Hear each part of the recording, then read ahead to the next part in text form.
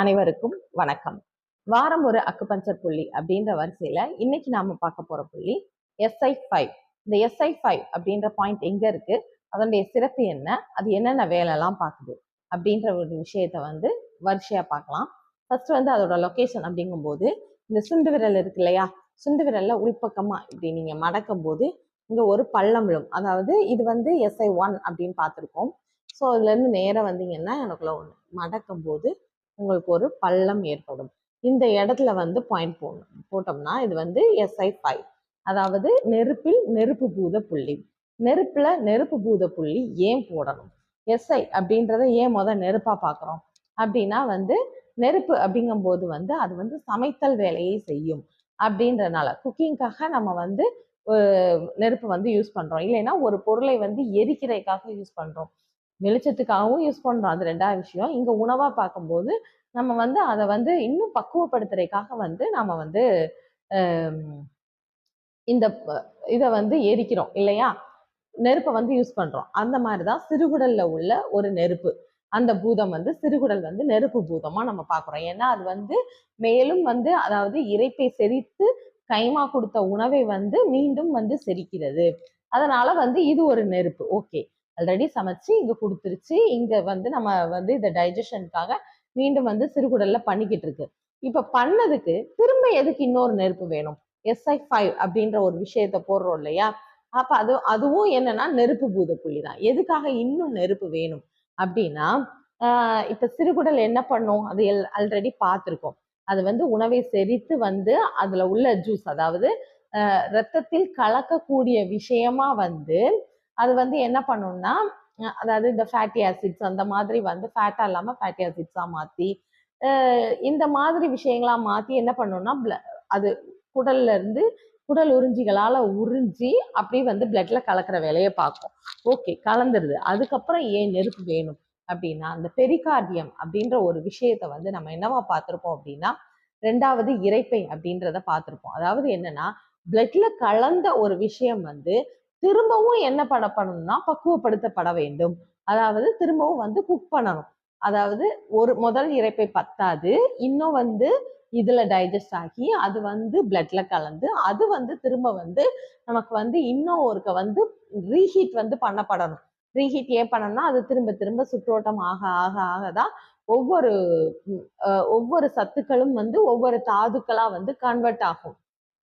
அந்த மாதிரி மாறணும் அப்படின்னாவே அது வந்து வந்து பல முறை வந்து சுத்தி வரணும். அது அந்த வேலையை வந்து எது பார்க்கும் அப்படின்னா இந்த பெரிகார்டியம் அப்படின்ற ஒரு ஆர்கன் தான் வந்து பார்க்கும். அதாவது இருதயத்திற்கு மேலுள்ள உறை, இருதயத்திற்கு வந்து ரத்தத்தை வந்து ஒருங்கிணைச்சு அங்க உள்ள போறதுக்கு வந்து இது ஒரு காரணமா இருக்கு, இருதய மேலுறை அப்படின்றது.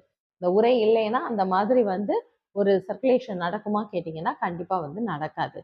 ஸோ இந்த இருதய மேலுறை வந்து என்ன பண்ணுதுன்னா இதுக்கு திரும்ப ஒரு ஹீட்டை கொடுக்குது. அதாவது திரும்பவும் வந்து அதை வந்து பக்குவப்படுத்தி நம்ம உடம்புல என்னென்ன தாதுக்களா மாறணுமோ அந்தந்த விஷயமா, அதாவது அது வந்து தசையா மாறணுமா, கொழுப்பா மாறணுமா, எலும்பா மாறணுமா, இப்படி ஒவ்வொரு விஷயத்துக்கும் வந்து அது மாறணும். ஒவ்வொரு படியா கடந்து கடந்து வரணும் அப்படின்னாவே இந்த பெரிகார்டியம் அப்படின்றதோட இது வந்து வேணும். அது இல்லை அப்படின்னா என்ன ஆகும் அப்படின்னு கேட்டீங்கன்னா, இப்ப இது என்னன்னா திரும்ப வந்து ரீஹீட் பண்ற மாதிரிதான் இந்த வேலையை வந்து நம்ம பேசணும். இப்ப ஒரு குழம்பு வந்து கெட்டு போகாம இருக்கணும். கெட்டு போகாம இருக்கிறதுக்கு வெளியே வச்சிருக்கோம்னாவே நம்ம என்ன பண்ணுவோம், அதை வந்து ஒன்று ஃப்ரிட்ஜில் வைப்போம், அது ஒரு விஷயம். ஃப்ரிட்ஜ் இல்லை, இங்கே வந்து நம்ம வந்து ஹீட்டால தான் வந்து நம்ம அதை வந்து பாதுகாக்கப்படுறோம். அப்போ திரும்ப வந்து அதை வந்து திரும்ப ரீஹீட் பண்ணுவோம். அந்த குழம்ப வந்து திரும்ப வந்து சூடு பண்ணா மட்டும்தான் அது வந்து கெட்டு போகாம இருக்கும். அப்படி சூடு பண்ண நீங்க தவறுனீங்க அப்படின்னா அந்த குழம்பு என்ன ஆகுமோ அதே விஷயங்கள் தான் இங்க நம்மளுடைய உடல்லையும் வந்து நடக்கும். அது என்ன ஆகும், அந்த கெட்டு போச்சுன்னா வந்து ஒரு மாதிரி நீர்த்து போகும். அதாவது ஒரு மாதிரி நீர்த்து போய் தண்ணி விட்ட மாதிரி அந்த மாதிரி ஆயிரும். அப்ப அதே இது நம்ம உடம்புல என்னவா நடக்கும் அப்படின்னா, அங்க அங்க அதாவது தசைகள்ல வந்து நீர் கோர்த்து அங்க முக்கியமா வந்து மூட்டுகள்ல வந்து நீர் கோர்த்து இருக்கு அப்படின்னா அவங்களுக்கு இந்த ஃபயர் வந்து வேலை பார்க்கல. அதாவது பெரிகார்டியம் திரும்ப ஒரு ஃபயர் கொடுக்குது இல்லையா, அது வந்து வேலை பார்க்கல. சிறுகுடல் வேலை வந்து நடக்குது. அது வந்து டைஜஸ்ட் பண்ணி குடுத்துருது. ஆனா அத வந்து திரும்ப எடுத்து செய்யக்கூடிய வேலை வந்து இது பார்க்கல. மேக்ஸிமம் வந்து நீங்க யாருக்கு இத நல்லா கவனிக்கலாம் அப்படின்னா, மூட்டு தேய்மானம் சொல்லுவாங்க. அதாவது அங்க வந்து மூட்டுக்கு தேவையான எசன்ஸ் வந்து போய் சேரல. அதனால தேய்மானமா இருக்கு. பட் ஆனா அவங்களுக்கு வந்து மூட்டை சுத்தி என்ன இருக்கும்னா, வீக்கம் இருக்கும். மூட்டு தேய்மானமும் இருக்கும், வீக்கமும் இருக்கும். அப்ப என்ன பண்ணுது? இந்த நீர் வந்து அங்க போய் கோர்த்துக்குது. அந்த நீர் வந்து மூட்டுக்கு என்ன எனர்ஜியா மாறணுமோ, அந்த எனர்ஜியா அதால வந்து மாற முடியல. அதனால வந்து இப்படி ஆகுது அப்படின்னு எடுத்துக்கிடலாம். அப்புறம் 2வது என்ன இருக்கும்? நீர் மட்டுமா விட்டுருக்கோம்? இல்ல. நொர்ருன்னு நொரைச்சு போய் பார்க்கும்போதே தெரியும். அப்ப நொரைச்சு போய் இருக்கு அப்படின்ற விஷயம் வந்து நம்ம உடம்புல என்னவா இருக்கு? நொரைச்சு போறது அப்படிங்கும்போது, அது வந்து யூரின் வந்து நொரைச்சு போறது. அத வந்து சொல்லலாம். அந்த மாதிரி வந்து யூரின் நொரைச்சு போறவங்களுக்கே எப்படி இருக்கும்னா, பயங்கரமான ஒரு துர்நாற்றத்தோட வந்து யூரின் போற மாரி இருக்கும். அந்த கெட்டுப்போன குழம்பு வந்து எப்படி ஒரு பேட் ஸ்மெல் இருக்குமோ, அந்த பேட் ஸ்மெல் வந்து இந்த மாதிரி வந்து யூரின் வந்து கெட்டு போய் போறவங்களுக்கும் வந்து இருக்கும்.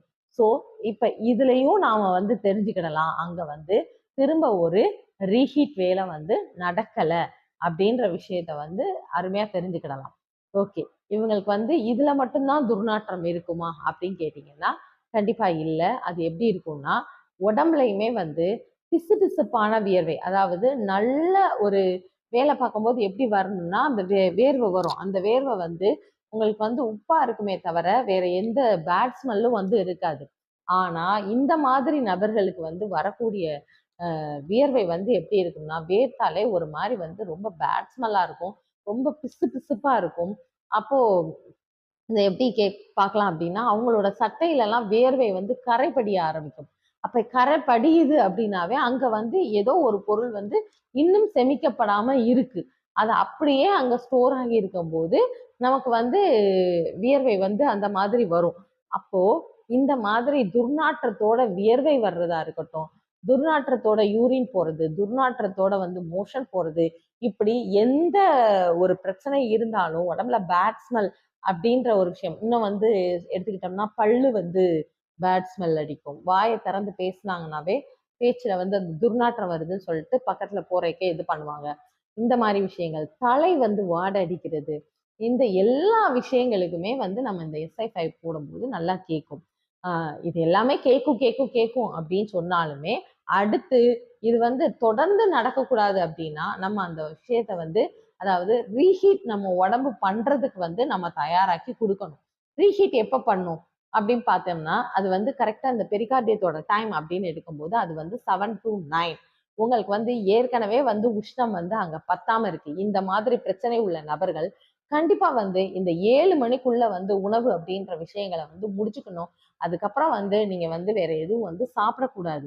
இந்த விஷயத்த கொஞ்சம் ஃபாலோ பண்ணிட்டு வந்தீங்கன்னாவே, உங்களுக்கு இந்த துர்நாற்றம் அப்படின்ற ஒரு பிரச்சனையில இருந்து நீங்க வந்து உங்கள மீட்டு எடுத்துக்கிடலாம். ஸோ, இந்த மாதிரி வந்து செமிக்காத ஒரு விஷயங்கள் வந்து உள்ள வந்து சேர்ந்துக்கிட்டே இருக்கும்போது, அது என்ன ஆகும்னா, கிட்னிக்கு வந்து ஒரு பர்டன் ஆக ஆரம்பிக்கும். ஸோ, அங்க வந்து என்ன ஆக ஆரம்பிக்கும்னா, இந்த மாரி வெளியேற முடியாத கழிவுகள், அதாவது சத்துக்களா மாற முடியாது, கழிவா தேங்கும். கழிவுகள் மிகுதியாக ஆக, அது வந்து கிட்னிக்கு வந்து ரொம்ப பர்டனா இருக்கும். அதே மாரி கிட்னில வந்து ஸ்டோன் வர்றதுக்கும் வந்து நெறைய வாய்ப்பு இருக்கு. அ அந்த பெரிகார்டியத்தோட இதே வந்து என்னன்னா, கிட்டத்தட்ட வந்து வாமிட் அப்படின்ற ஒரு சென்சேஷனுக்கு எல்லாத்துக்குமே நம்ம வந்து என்ன யூஸ் பண்ணலாம் அப்படின்னா, பெரிகார்டியத்த வந்து யூஸ் பண்ணலாம். வாமிட்டிங் சென்சேஷன் வந்து குறையும். அப்போ இந்த கிட்னி அப்படின்ற பிரச்சனை உள்ளவங்களுக்குமே நீங்க பார்த்தீங்கன்னா, ஸ்டோன் ப்ராப்ளம் இருக்கிறவங்களுக்கு வந்து வாமிட் தான் வரும்.